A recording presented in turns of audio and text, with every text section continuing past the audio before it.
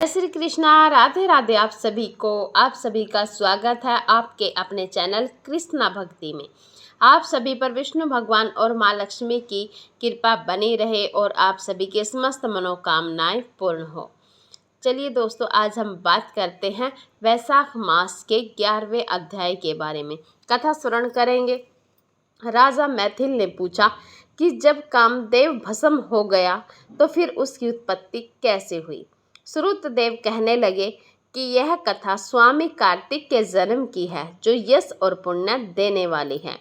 जब महादेव जी ने कामदेव को जला दिया तो उसकी स्त्री रति ने अपने पति को भस्म हुआ देखकर शोक से मूर्छित हो गई। जब 2 घड़ी के पश्चात उसकी मूर्छा छा गई तो अत्यंत विलाप करने लगी, जिसने सारा तपोवन दुखमय हो गया। अब रति ने चिता में जलकर शरीर त्याग देने का विचार किया और अपने पति के मित्र बसंत को पति की अंतिम क्रिया करने को बुलाया। जब वह चिता बना रही थी कि बसंत भी वहां आ गया। वह रति को देख अति दुखित हो रति को समझाने लगा। कहने लगा कि आत्मघात करना उचित नहीं तथा धर्म से विपरीत है। जब बसंत ने उसके शरीर त्यागने का विचार दृढ़ देखा तो नदी के किनारे पर चिता बनाई और रति गंगा में स्नान कर सब इंद्रियों को रोक और मन में आत्मा में लीन करके चिता पर चढ़ने को तैयार हो गई। तो उसी समय आकाशवाणी हुई कि हे पति प्रेमा, तुम चिता में प्रवेश मत करो। तुम्हारा पति महादेव जी और कृष्ण भगवान से उत्पन्न होगा।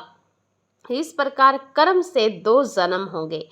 तब दूसरे जन्म में श्री कृष्ण के द्वारा रुक्मिणी के गर्भ से प्रद्युम्न रूप में उत्पन्न होगा। तू ब्रह्मा के श्राप से संबर नामक राक्षस के घर में निवास करेगी। वही तेरा पति प्रद्युम्न तुझको प्राप्त होगा।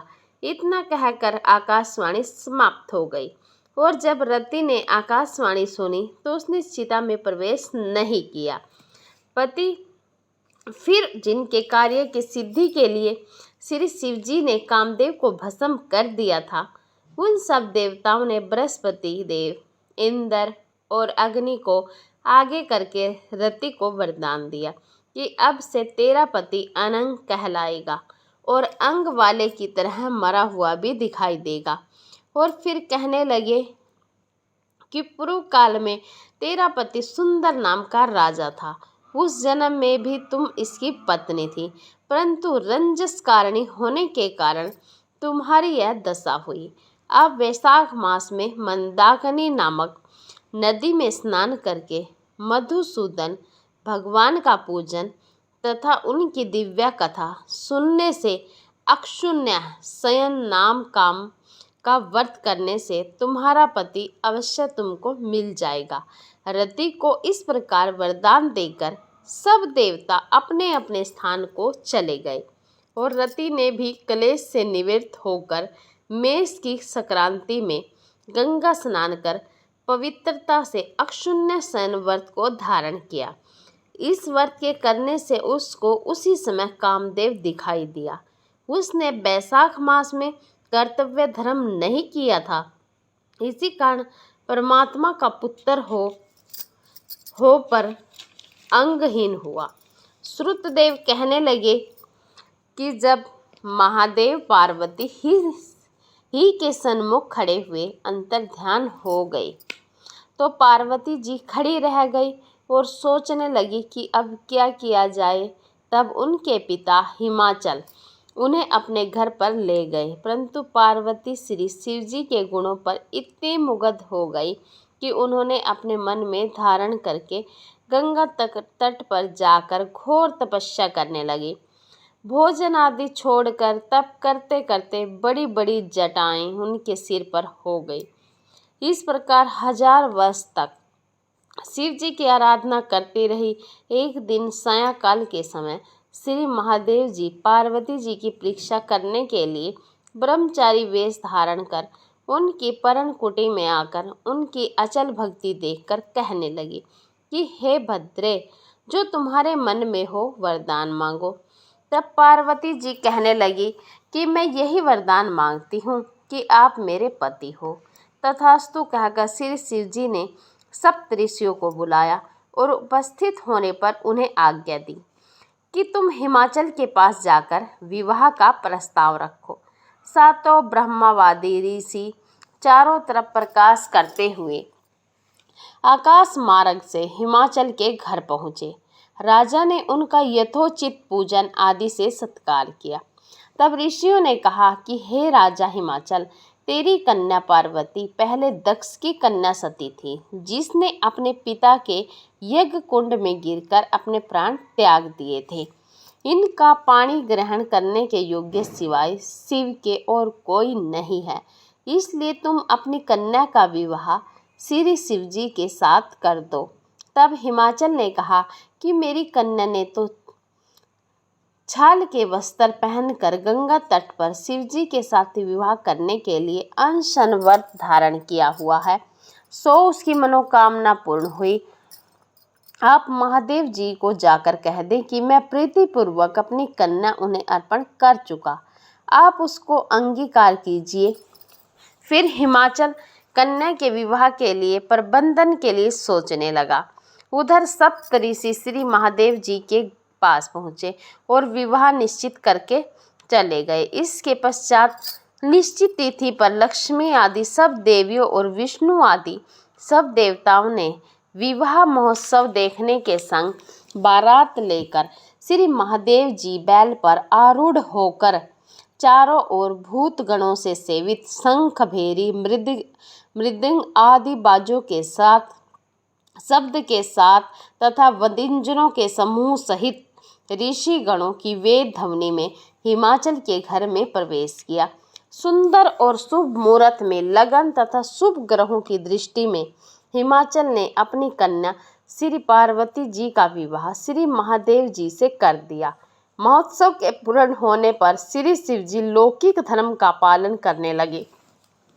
संपूर्ण सिद्धि और सिद्धियों से युक्त इंद्र के भवन के समान हिमालय के शिखर पर नंदिनी के तीर पर वन के बीच में जहाँ भौरे गूंजते और पक्षी अपना सुंदर शब्द करते हैं, पार्वती के साथ दिव्य 1000 वर्ष तक रमण करते रहे। जब श्री शिव जी पार्वती के संग नित्य रमण करते रहे परंतु गर्भ सिद्धि न हुई तो देवताओं को अति चिंता हुई और सब मिलकर इसके कारण को सोचने लगे कि नित्य ही पार्वती के गर्भस्राव होने के कारण हमारे कार्य की सिद्धि नहीं हो रही। फिर विचार कर अग्नि को बुलाया और उनको समझाया कि जिस समय महादेव जी रमण कर चुके हों तुम उनके सामने चले जाना। पार्वती तुमको देखकर लज्जा के मारे वहाँ से हट जाएगी और तुम शिव जी को अपनी बातों में लगा लेना और शिष्य समान के भूत से प्रसन्न करना तथा समय लग जाने पर पार्वती जी की गर्भ सिद्धि हो जाएगी। अग्निदेव ने ऐसा ही किया और रमण के समय वहां पहुंच जाने से पार्वती जी वस्त्रहीन होने के कारण लज्जा के मारे रमण छोड़ एक तरफ हो गई।